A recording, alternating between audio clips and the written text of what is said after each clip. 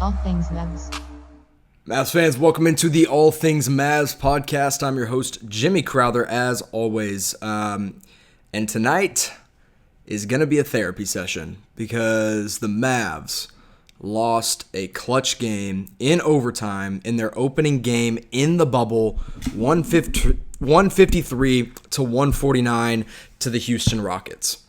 I'm sure you all watched it, everybody tuning in right now, and you're in just as much pain as I am because that was a winnable game, and the Dallas Mavericks lost it in overtime. I'm going to break down the box score. I'm going to get into some stuff, but what I want you to do right now, as you're listening, whether it's on Friday night after the game or you're listening Saturday morning or whenever you're listening, I want you to go down to the comment section.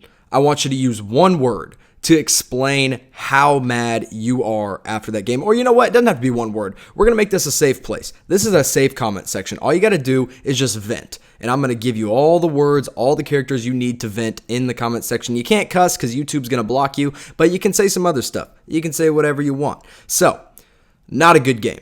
Not a good loss. No matter how you look at it, it's bad. There are some bright spots, and we'll talk about the bright spots because I like to stay somewhat optimistic on this podcast, but not as much tonight because the Mavericks lose an overtime game in their opener in a game in which they were winning the entire time in the second half up until the end of the fourth quarter. So we're going to get into all that and much, much more in the podcast today. Make sure you've subscribed. Go ahead and, if you hated that game as much as I did, like the video. That's what I want you to do. So let's get into just how bad of a loss that was to the Houston Rockets. So again, Dallas Mavericks lose it in overtime, 153-149 on the opening night of the NBA restart for the Dallas Mavericks. Let's go to the box score real fast. Let's look at the leaders. Kristaps Porzingis, 39 points, 16 rebounds, 2 steals, 2 assists, a block. A great game from KP. The Unicorn showed out. Luka Doncic, 28 points, 10 assists, 13 rebounds, a triple-double. But he had 8 turnovers, and he fouled out in overtime. Trey Burke, 31 points and 6 assists. We're going to talk a lot more about Trey Burke, so just stay tuned because I got quite a few things to say. Tim Hardaway Jr., also the Michigan man, 24 points, 5 rebounds, and 3 assists from him. A great game from him as well. But the Mavs squandered it. The Mavs squandered an incredible game from multiple players on this team, and here is exactly how. So I'm going to break it down. The Mavs in the fourth quarter, they're up 7 with 45 seconds left. All you got to do is hold on. You drive to the basket. You're in the bonus. You just keep going to the basket, and you keep getting layups. That's how you win the game, right? Wrong. That's not what the Mavericks decide to do. Instead, they decide to force up some shots.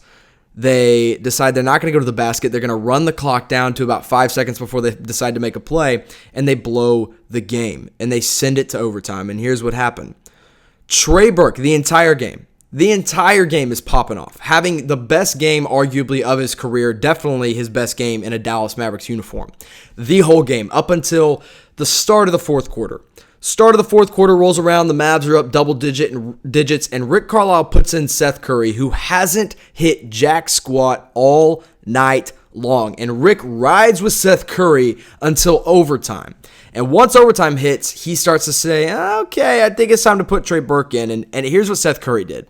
3 points, minus 12 in the box score, 0 of 3 from 3, 0 of 4 from the field, 3 of 6 from the free throw line. Had he made one of those, just the one at the end of the game when the Mavs were up by 2, or excuse me, they were up by 2, he hit one, they went up 3. If he had made one more, if he had gone just 4 of 6 from the free throw line, Mavs would have won this game. This would have been a very different tone of this podcast. Everything would be different right now, but instead, we're talking about a loss, number 1, because Seth Curry missed his shots, but number 2, because Rick Carlisle went with Trey Burke over Seth Curry in crunch time when Trey Burke scored 31 points in this game and went 11 of 16 from the field and 8 of 10 from 3, and 29 of his 31 points came before the end of the fourth quarter and into overtime. Or I guess 28. He had 28 points and he hit a 3 in overtime. So, you know, I'm not going to credit the whole loss to Rick Carlisle. It's definitely not all on his shoulders because the Mavs weren't hitting shots, and the Mavs weren't hitting free throws, and the Mavs weren't rebounding. In fact, that's what killed us. We didn't rebound at the end of the game when Robert Covington got a tip in off a James Harden layup.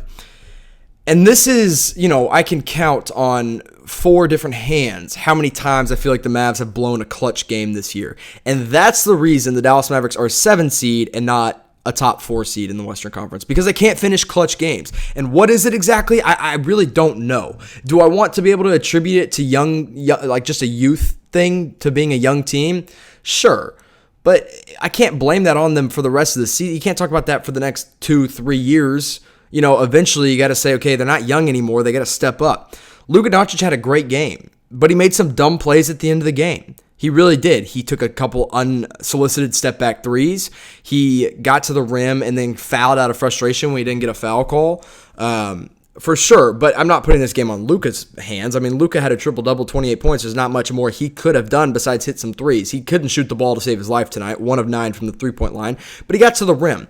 However, Luka stopped going to the rim at the end of the fourth quarter when the Mavs were up, and he started settling, and that's what hurts the Mavs. The Dallas Mavericks consistently, at the end of the games, when they're in the lead, really, they decide to settle for shots and run the shot clock down. So instead of putting the foot on the gas and continuing to step on the throats of their opponent when they're in the lead, they say, no, we're going to run the clock out. We're going to just wait, and we're just going to make sure that, we are smart about this. It's not about being smart always. It's about being aggressive. It's about winning the games and running through the finish line, and that's what the Dallas Mavericks couldn't do.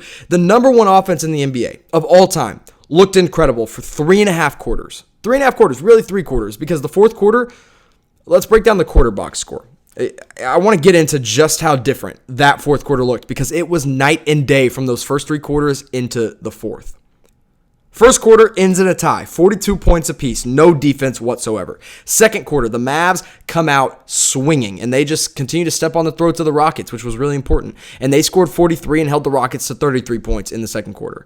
The third quarter, pretty even again, but the Mavs take a 34-33 lead in that third quarter. So now, they're up by, 11 points, 12 points going into the fourth quarter.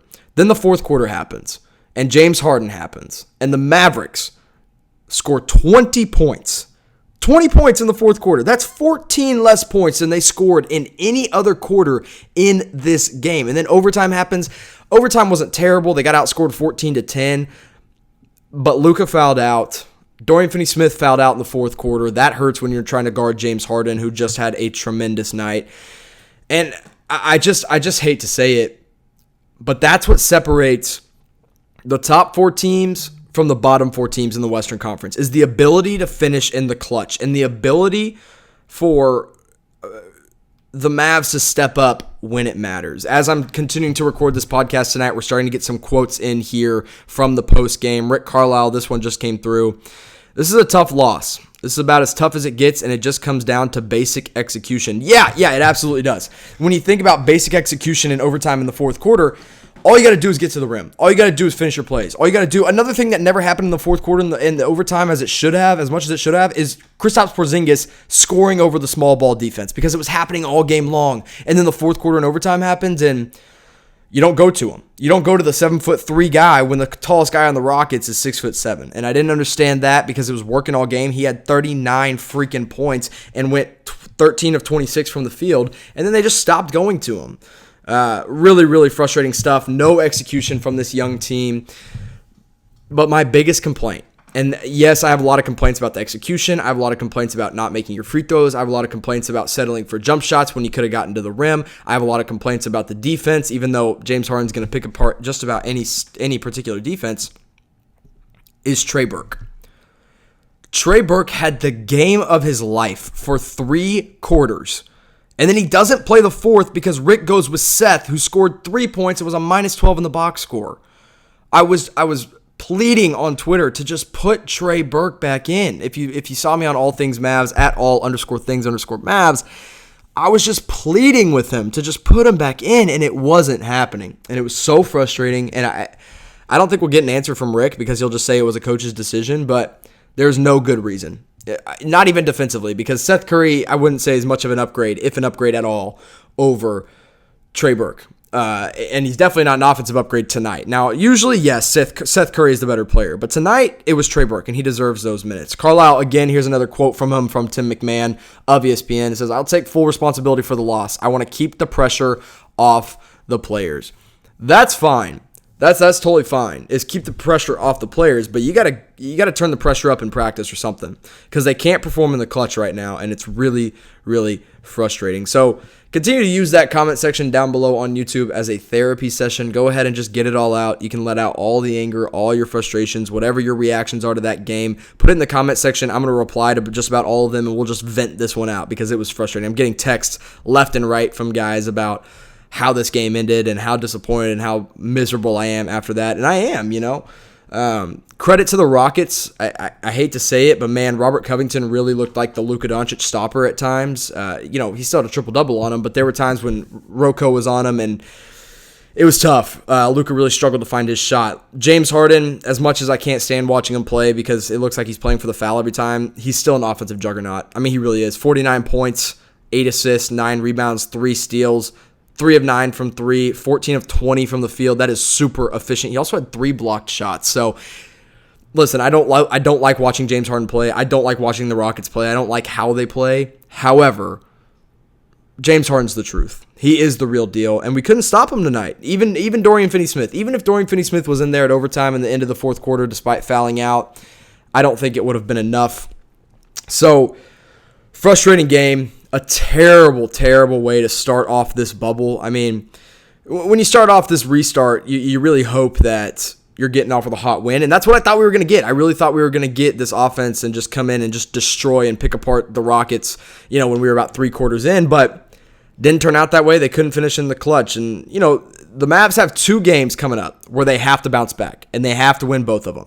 Phoenix Suns on Sunday, August 2nd at 8 o'clock Central Time. That's a must-win. Sacramento Kings, 1:30 p.m. Central Time on August 4th. Absolutely a must-win. You got to win both of those games, especially after coming off a tough loss. Mavs fans, I know it was ugly. I know it wasn't pretty. I'll try to continue to bring the positivity on the Twitter account, but after this one, I'm going to be honest, it wasn't pretty. However, we got 7 more games.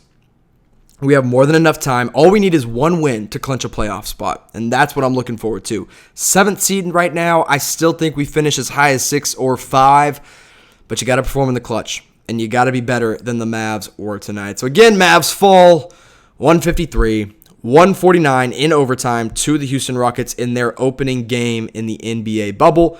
Keep it here on All Things Mavs, and I'll keep you updated all bubble season long. Go to Twitter at all_things_Mavs. Follow me on my personal account as well at Jimmy_Crowther. And to end this podcast off, if you guys have any questions, because I want to do a Dallas Mavericks mailbag here real soon. If you guys have any questions, use hashtag Mavs and put it in the comment section below, and I'll answer any and all questions you guys have for me, whether it's about this game, upcoming games, the draft, trade rumors, or free agency. Whatever it is, I want to answer it on the next podcast. So, Mavs fans, thanks for tuning in. Hang in there. I know it was a tough loss, but we got some positive basketball coming soon. And at least basketball is back. Mavs fans, thanks for listening. I'll talk to you next time.